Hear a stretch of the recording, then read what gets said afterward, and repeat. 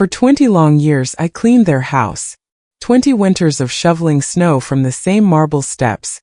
20 summers of scrubbing away fingerprints that were never mine. I watched birthdays, weddings, arguments, and holidays unfold around me like a film I wasn't invited to star in. They never saw me. Only the uniform, the broom, the hands that shook from age but never from weakness. They called me Clara, never Mrs. Jenkins. To them I was a background sound. The hiss of an iron, the clink of dishes. Every Friday, Mr. Morrison left an envelope on the counter without lifting his eyes from his phone. "You can lock up when you're done," he'd mumble. Mrs. Morrison would sweep past in clouds of perfume, heels striking the floor like little gavel blows. Their daughter Amanda tossed her shoes into the hallway and shouted, "Clara, catch!" And the shoes would hit the floor beside my feet. People think time makes you smaller. Doesn't. It teaches you silence, and silence is the sharpest blade. I wasn't working for money. I was working for time to heal, time to plan, time to wait until the right second to turn the key. Harold left me. The decision came quietly, like the first creak before a storm. Amanda's 30th birthday. The mansion glittered with gold ribbons and laughter that smelled of champagne. I floated from room to room with a tray of hors d'oeuvres, invisible among jewels and tuxedos. A young man, one of those polite guests who still had a mother that taught him manners, asked, "Ma'am, how long have you been working here?" 20 years, I said. 20. He smiled. "They must treat you like family." I almost laughed. Family. If only he knew whose family I truly belonged to. When the last car drove away that night, I stood in the foyer, lights dimmed, chandeliers reflecting tiny stars across the marble. My back screamed for rest, but my heart was steady. I pressed my palm to the railing I had polished for half my life and whispered, "Soon, Harold. Very soon." 2 mornings later, as I folded linens in the guest room, I heard Evelyn's voice through the cracked door. "Yes, darling, we're selling the house. Finally. The market's perfect. We'll make a fortune." The sheet slipped from my hands. My pulse thundered in my ears. Selling my house? They didn't know what I knew. They didn't know that 20 years earlier, when their empire was collapsing, they'd gone crawling to my late husband, Harold Jenkins. Harold, gentle, trusting, proud, had lent them the money that saved their business. They promised to repay him in 5 years. They never did. Instead, they mocked him, called him sentimental. When he died, their only gesture was a card printed by a secretary. What they never realized was that Harold had protected me. The loan agreement placed the mansion as collateral. When the debt went unpaid, ownership transferred quietly into a trust bearing my name. The Morrisons never read the fine print. They believed the world revolved around them. Legal details were for people like me to worry about. So I did. For 20 years I dusted the portraits of people who unknowingly rented their lives from an old woman with a mop. I let them believe I was powerless because sometimes the sweetest revenge is patience itself. But that morning, hearing her boast about selling it, I felt Harold's heartbeat in mine. Enough waiting. That evening I dressed slowly, smoothing the wrinkles in my gray wool coat, the one he'd bought me our last Christmas together. The smell of lemon polish lingered in the air as I folded my apron for the final time and laid it on the counter. My hands trembled not from weakness but from release. I wrote a note on their embossed stationery, each word deliberate. "Thank you for allowing me to care for your home these 20 years. I'm leaving today. You'll find the keys where they've always been, beneath your ownership papers. I suggest you read them carefully." I placed the note beside the untouched envelope of wages and looked around the kitchen one last time. The tiles gleamed. The air was still. For the first time in decades, I felt like the walls were breathing with me instead of against me. Outside, the autumn wind swept through the trees, carrying the scent of rain and endings. I stepped out, closed the heavy door behind me, and listened to the lock click. A tiny, perfect sound of freedom. The house glowed in the twilight, smug and golden, unaware that it had just changed owners.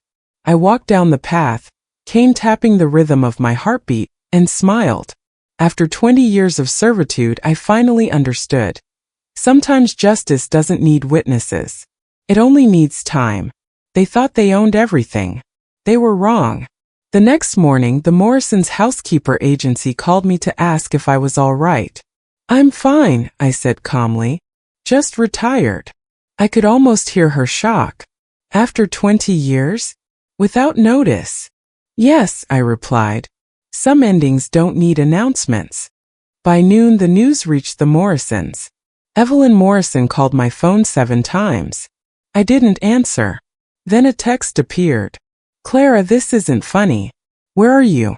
You can't just walk out." I smiled at the irony. For 20 years they'd barely noticed I existed, and now my absence was an emergency. Later that day, another message came. "We found your note." "What do you mean by read the papers?" "What papers?" I didn't reply.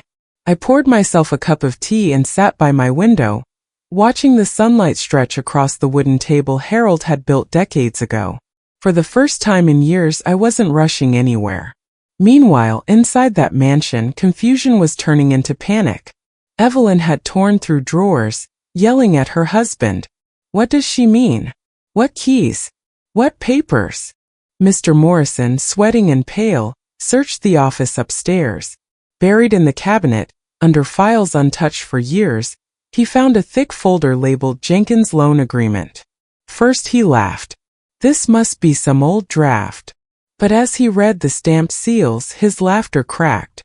The papers bore Harold's signature, the bank's witness marks, and a final transfer line. In the event of default, full ownership of property at 132 Hillcrest Lane shall be granted to the trustee, Mrs. Clara Jenkins. Evelyn stared at him. "What does that mean?" "It means," he whispered, "we don't own this house." For a moment, silence filled every corner. Then came the denial. "That can't be real. She's a maid. There must be a mistake." He flipped through every page, searching for a loophole. There was none. The mortgage had been quietly settled by Harold's estate 20 years ago, legally closing the case. Every improvement, every tax, every renovation they had paid for, they'd done so on property that never belonged to them. By the time the lawyer confirmed the document's validity, Evelyn had gone pale. "We've been living here for free," she muttered. She's owned this place the whole time?" Mr. Morrison sank into the leather chair. "All these years," he said slowly, "we thought she needed us. But it was us who needed her." That evening, they drove to my small cottage outside town. I saw their car pull up through the lace curtains. For a second, I considered pretending I wasn't home. But I wanted to see their faces. Evelyn was the first to speak when I opened the door. "Clara, what is this? Some sort of joke?" "You're not." "I'm not joking," I said quietly. "You should have read before you signed." Her voice rose. "You tricked us." "No," I said, still calm. "Your husband borrowed money. My husband trusted him. You didn't repay it. The law took care of the rest. I just let time do the talking." Mr. Morrison stepped forward, his tone softer. "Clara, we didn't know. Why didn't you tell us?" I met his eyes. "Would you have listened?" He had no answer. Evelyn crossed her arms, her pride fighting to survive. "So what now? You throw us out? Is that your revenge?" "I don't need to throw you out," I replied. "Your lease expired 20 years ago." She glared, trembling with anger. "You can't do this to us." "I already did nothing," I said. "That's what bothers you. I let you enjoy everything knowing it was borrowed time. I wanted you to learn that dignity doesn't come from money. It comes from how you treat those you think are beneath you." Mr. Morrison's shoulders slumped. "What will happen to us now?" "You'll figure it out," I said. "Just as I did after your betrayal." They stood on my porch speechless. The same people who once ordered me around couldn't even step inside my humble home without asking permission. Finally, I handed him an envelope. "This is the formal transfer notice. You have 60 days to vacate the property." Evelyn gasped. 60 days? That's impossible." "It's generous," I replied. You've already had 20 years of grace. When they left, I sat back down, trembling. My tea had gone cold, but the warmth in my chest was new, strange, fierce, and peaceful. I wasn't proud of what I'd done, but I wasn't ashamed either. It wasn't revenge born of hatred. It was justice delayed, finally delivered. For the first time in decades, I slept through the night without dreams of servitude. Tomorrow they would start packing, and I would start living. After the Morrisons left my porch that night, silence filled the little cottage. The kind of silence that isn't empty but full of old memories that refuse to stay buried. I sat in my rocking chair, the one Harold built with his own hands, and looked at the photo that had faded to sepia on the mantel. Harold in his banker's suit, a tired but honest smile. Me beside him, holding the key he had given me on our 10th anniversary. He used to say, "Clara, money isn't power. Trust is. And people who abuse trust lose everything in the end." He was right. It just took 20 years for the proof to show itself. I met Harold when I was 25, back when the world felt bigger and my dreams didn't fit in a small town. He worked at the local bank, the kind of man who still opened doors for strangers and remembered every customer's name. I worked in the library then, cataloging books and daydreaming about traveling someday. Harold changed that dream. He showed me that home wasn't about where you went, it was about who waited for you there. We married in spring. He wore a simple gray suit. I wore a borrowed dress. We didn't have much, but what we did have was real. For 15 years we lived quietly. We saved, invested a little, and helped where we could. Harold believed that kindness was a form of wealth too. That belief destroyed him. I still remember the day the Morrisons walked into the bank, all smiles and false charm. They were new in town then, young entrepreneurs trying to expand. Harold admired their drive. When they asked for a private loan to cover temporary losses, he didn't hesitate. He mortgaged part of our savings and secured the loan against their new property, that grand estate they bragged would become their family legacy. For the first few months they paid. Then came the excuses. "Business is slow, Harold. We'll make it up next quarter." He trusted them, until the bank board began to question his decisions. When he pushed for repayment, they turned cruel. "You're lucky we even deal with small-town lenders," Mr. Morrison told him once, loud enough for me to hear across the lobby. The humiliation ate at Harold quietly. He stopped sleeping. Every evening I found him staring at the loan files spread across the dining table, a man trying to keep faith alive when everyone around him fed on greed. One evening he said, "If they won't pay, the law will settle it someday. But if something happens to me, promise you'll be patient." Promised. He died 3 months later, heart attack at 52. Stress, the doctor said. But I knew better. It was betrayal that killed him, not cholesterol. At the funeral, the Morrisons sent a card. No flowers, no words of apology. Just a typed note that said, "Our condolences. We hope you find peace." I found something better than peace. I found purpose. When I went through Harold's desk, I discovered a sealed envelope. Inside was the original loan deed and a key, the same brass key I kept hidden all those years. The letter read, "Clara, by the time you open this, the truth will already be buried under signatures and pride. Don't fight them. Let them live with what they've done. The house is yours now by law. Let time do what revenge cannot." I cried that night until dawn. But after the tears dried, a strange calm took hold. I knew exactly what I had to do. The Morrisons had no idea how close they lived to their own debt. When they offered me a job as their housekeeper, the irony was almost poetic. I accepted without hesitation. The first day I walked through their front door, I whispered to myself, "This is mine." But not yet. Every scratch on the floor, every wall repaint, every argument I overheard became part of my quiet education. They never noticed how I'd pause in the study sometimes, running my fingers across the drawer where Harold's documents rested beneath layers of dust. They thought I was checking for cobwebs. I was checking for justice. There were nights when guilt gnawed at me, wondering if Harold would approve of the silence I chose. But I remembered his words. Revenge burns quick. Truth lasts longer. So I waited. When the Morrisons hosted lavish dinners, I poured their wine and smiled as they bragged about the legacy they were building. I thought of Harold and whispered under my breath, "You already built it for them, love. They just don't know whose foundation they're standing on." Sometimes, in the early mornings before the house woke, I would wander the garden. I planted roses along the fence, small ones that the family never even noticed. To them, they were just background decoration. But to me, each bloom was a year gone by. Another layer of patience blossoming in silence. And now, 20 years later, those roses are taller than the fence. Their roots dig deep, unshakable, just like the truth. As I sat in my cottage that night after the confrontation, I looked out at the garden Harold and I once dreamed of having. It wasn't grand, but it was mine, every inch earned, every corner honest.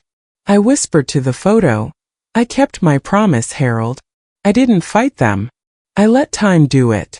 Outside, the night air was still, heavy with the scent of rain and old roses. And in that quiet, I felt him near me. Not as a ghost, but as a reminder that sometimes justice doesn't arrive with noise.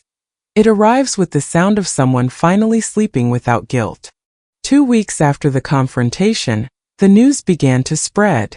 Not through gossip at first, through whispers, the kind that float from the corner of a cafe or the checkout line of a grocery store.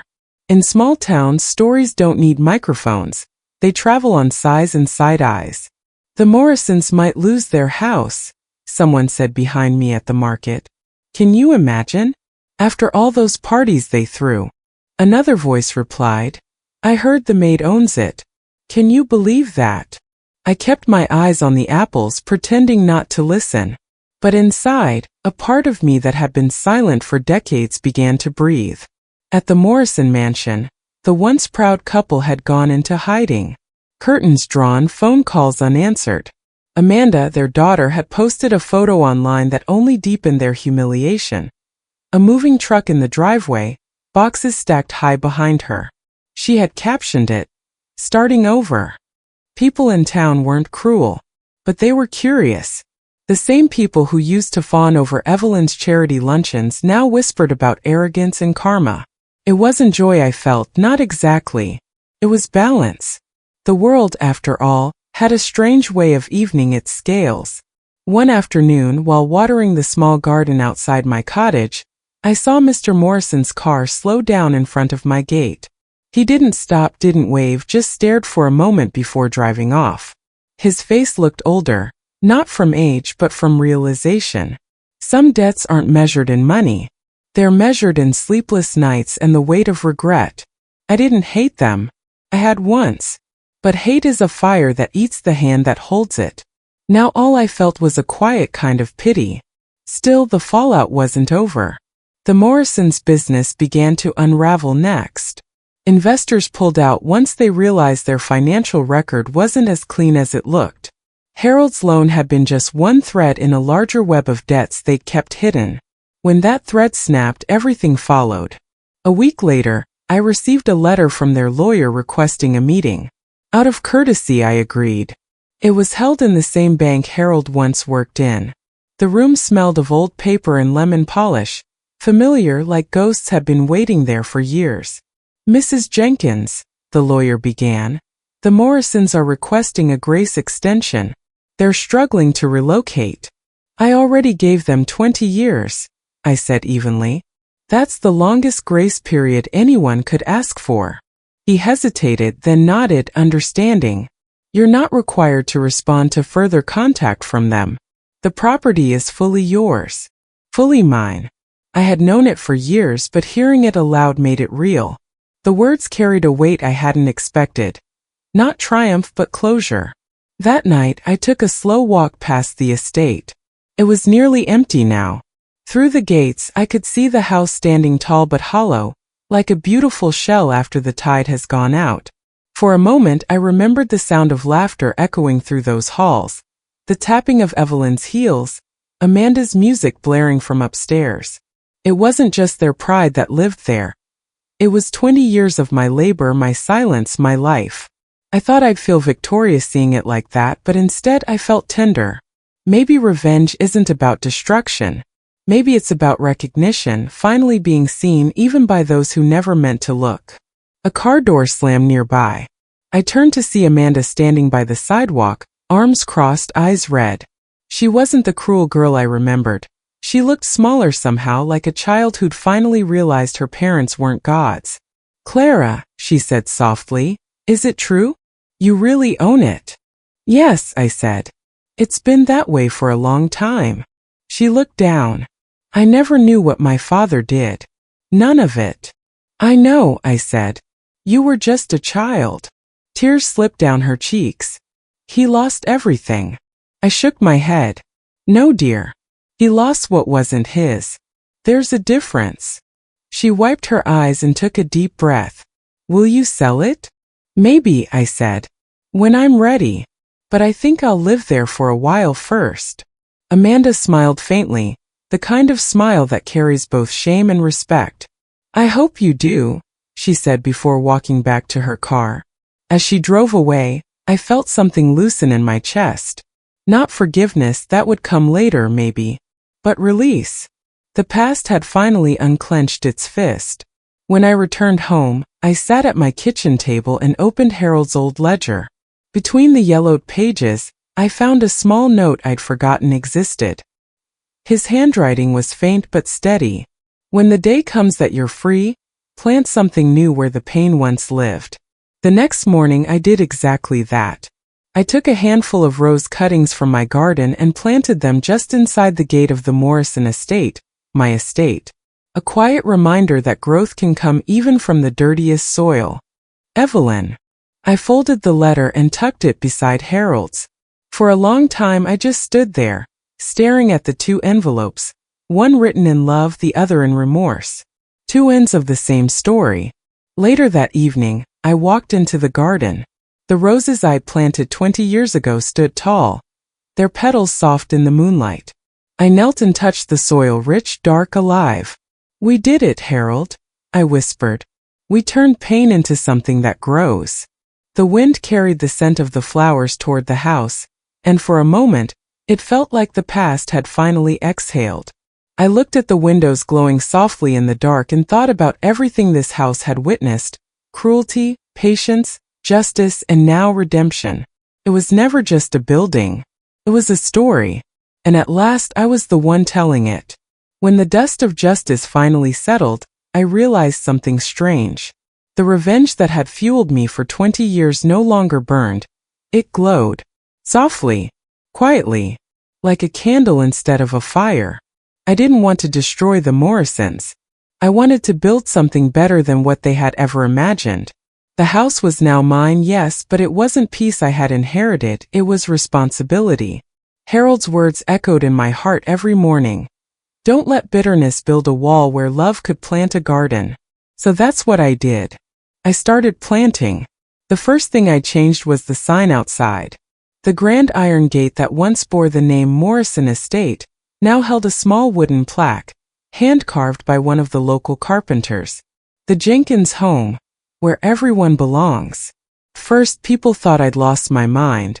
A few of the townsfolk whispered that old age had made me sentimental. Others avoided me altogether, unsure how to treat the woman who had once served tea at their dinner parties and now owned the biggest house in town. But time always has a way of sorting people. I opened the front doors every Sunday. The first to come were children, shy, barefoot, curious. They'd peek in through the gate, eyes wide at the chandeliers and the long staircase that seemed to touch the ceiling. I'd smile and wave them inside. "It's only a house," I'd say. "It looks big, but it's kinder than it seems." Soon their parents followed. We turned the old dining hall into a gathering place. We read stories, shared meals, and collected food for families who had less than we did. The laughter that filled those walls wasn't cruel anymore. It was the kind that healed. The Morrisons' grand banquet table, once a symbol of pride, now held steaming bowls of soup, freshly baked bread, and mismatched cups brought by neighbors. No one cared about the silverware. The only thing that mattered was that no one ate alone. One afternoon, a young woman named Ruth knocked on my door. She was holding a toddler on her hip, her eyes tired but kind.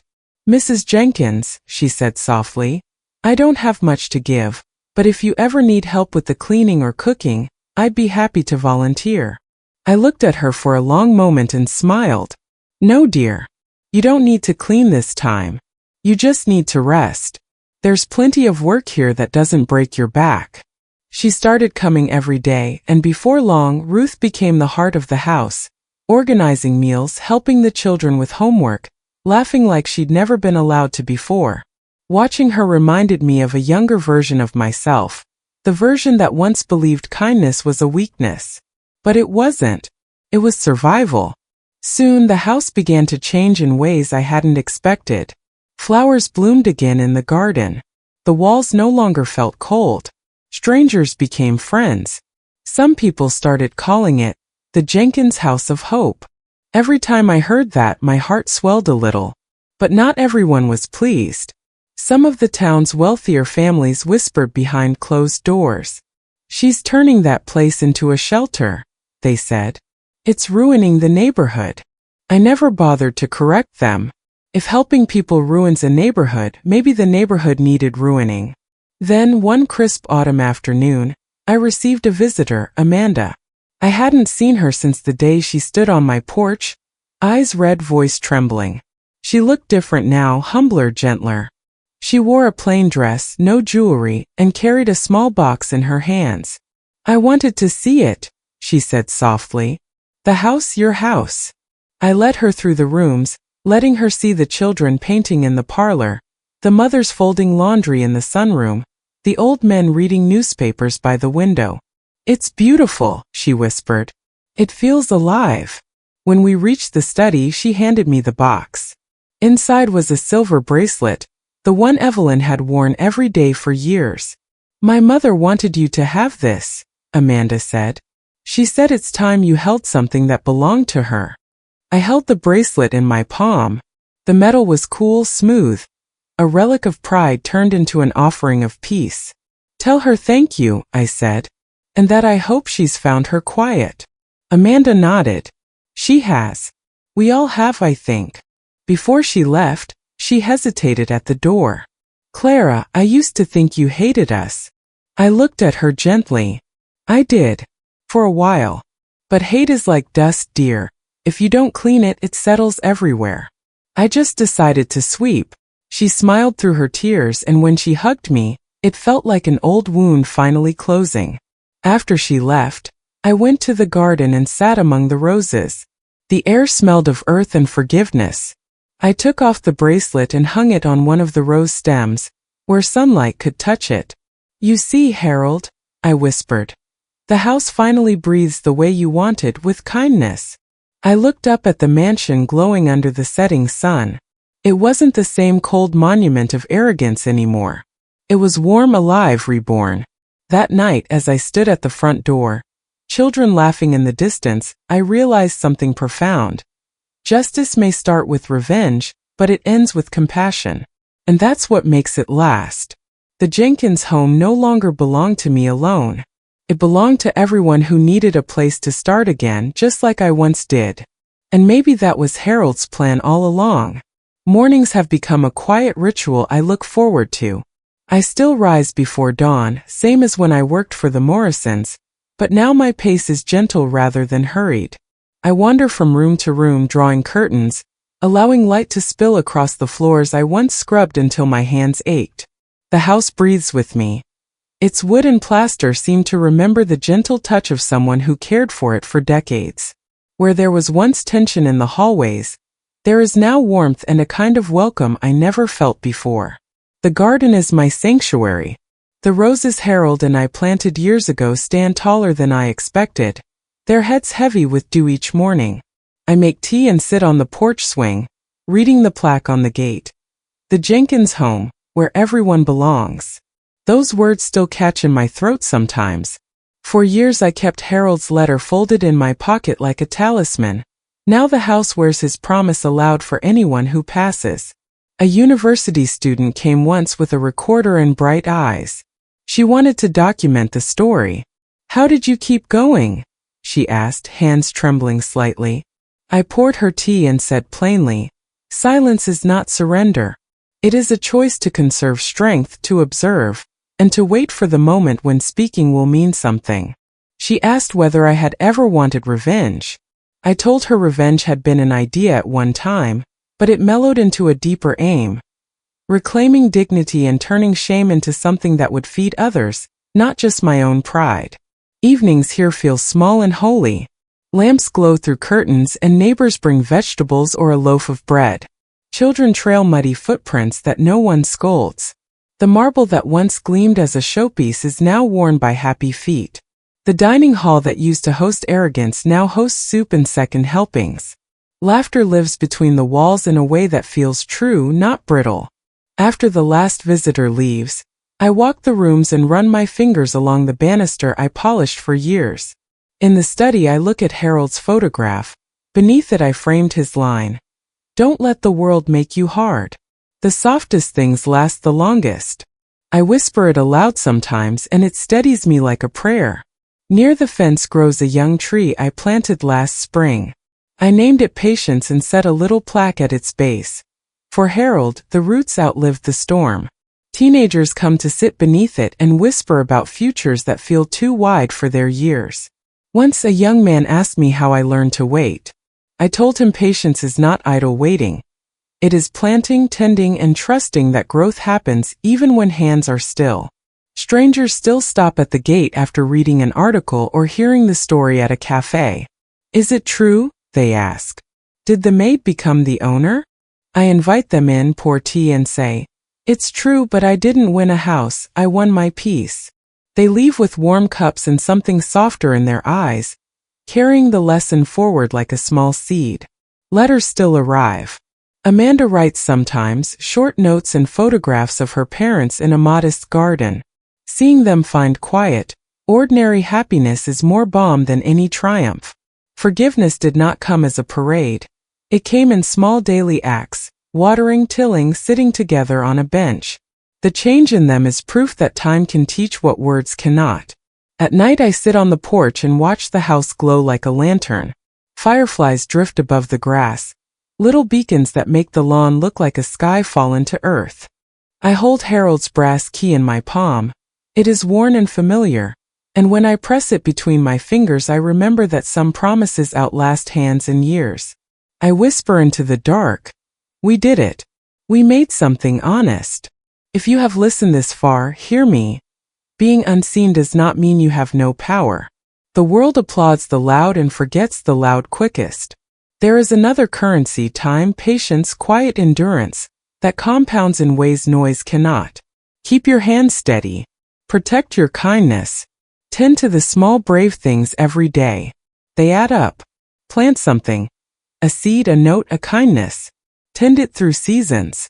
One day when leaves unfurl and roots go deep, you will see what silent work becomes. A shelter for you and for those who come after. The quietest woman in the room may simply be the one who, when the noise dies down, has built the place everyone finally calls home. And when they ask later how you did it, don't say you only waited. Tell them you prepared. Tell them you gathered courage in small invisible acts, collected tiny moments of grace, and kept planting even when the earth looked barren.